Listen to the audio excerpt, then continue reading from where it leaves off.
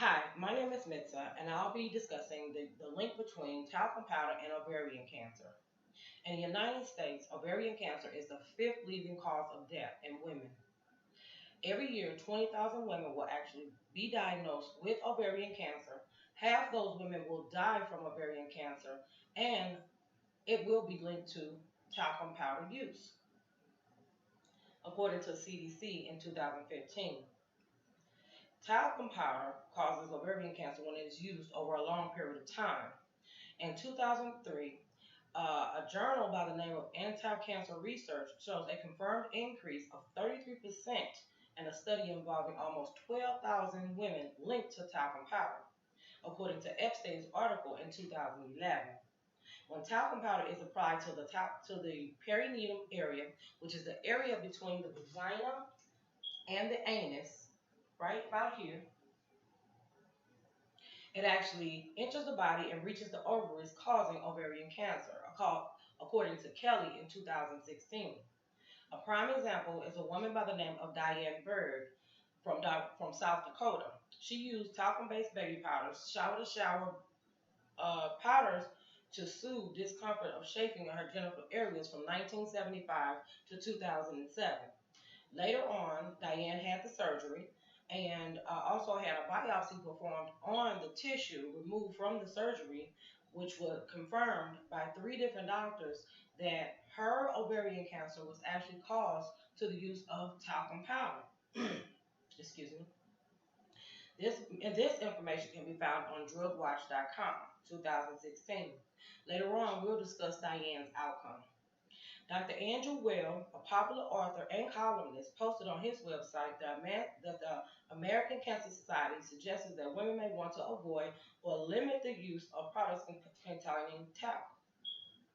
Now that we've discussed how talcum powder causes ovarian cancer by entering the body through the vagina, let's move on to understand what research have discovered since the public has been notified of the risk. There have been several studies done on the use of talcum powder and its link to ovarian cancer.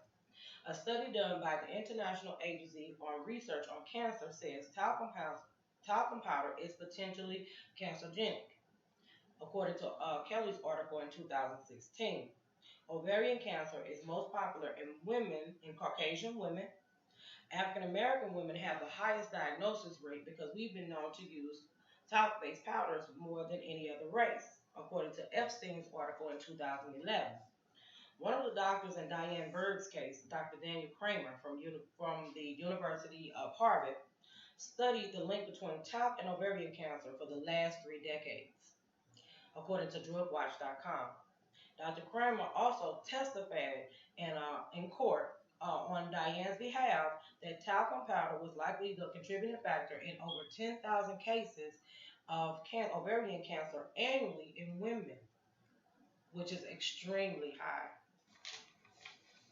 Another study done by an expert who found a 92% increase in women who said that they used ovarian cancer, according to Smith's article in 2015. The doctor notified Johnson & Johnson of its findings and warned them to put a warning label on their products regarding the risk. Well, Johnson & Johnson stated that they stand behind their products and they were not willing to put a warning label on their products.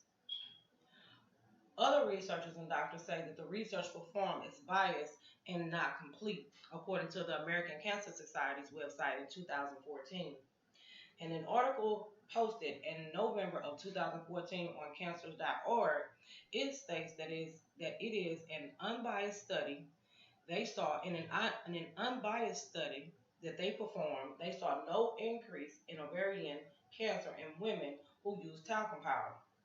Now, major research expert agencies like the National Toxicology Program, which includes the CDC and the FDA, have not reviewed talc as a possible cancerous agent. Can you believe that?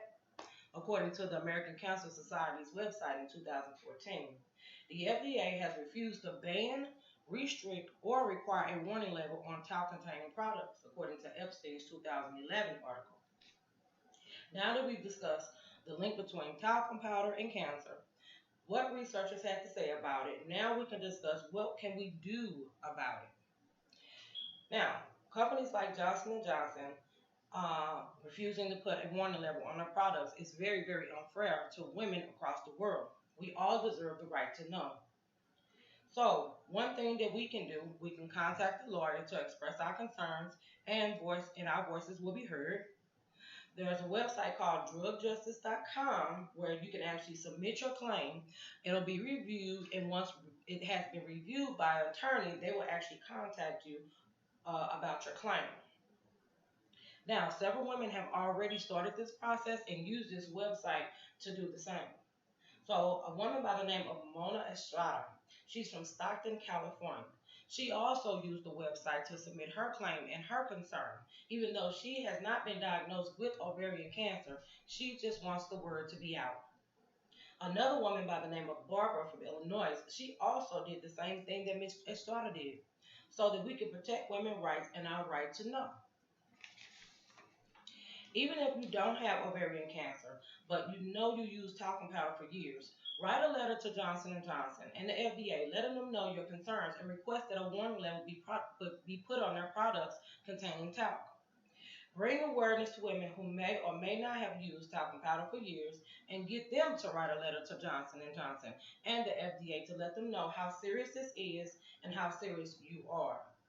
The more people who write, call, or even notify a lawyer, the better chance we have of getting Johnson& Johnson and the FDA to put a warning label on their products containing talc.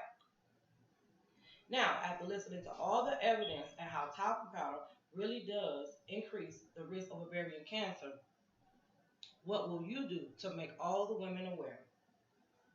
The information that I provided here today comes from the American Cancer Society, the CDC, National Cancer Institute, and a few others. And one thing that they all can agree on is that with the use of talcum powder, it has shown an increase in ovarian cancer in women by 20 to 30%.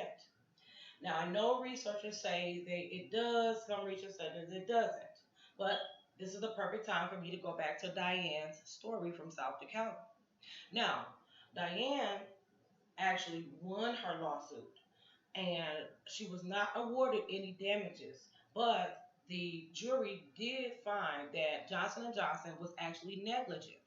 So, but the only reason she wasn't awarded any damages is because the jury took the sides with Johnson& Johnson, stating that they were not liable for Diane's cancer. Well, I commend Diane because she brought awareness to the world with her story. Now, what we need to do is stop using talc containing products so that we can lower our risk for ovarian cancer. Also, let's be aware that Ovarian Cancer Awareness Month is in September. So let all the women know in your life, stop using talc containing powders. Thank you for listening to my presentation and you have a great evening.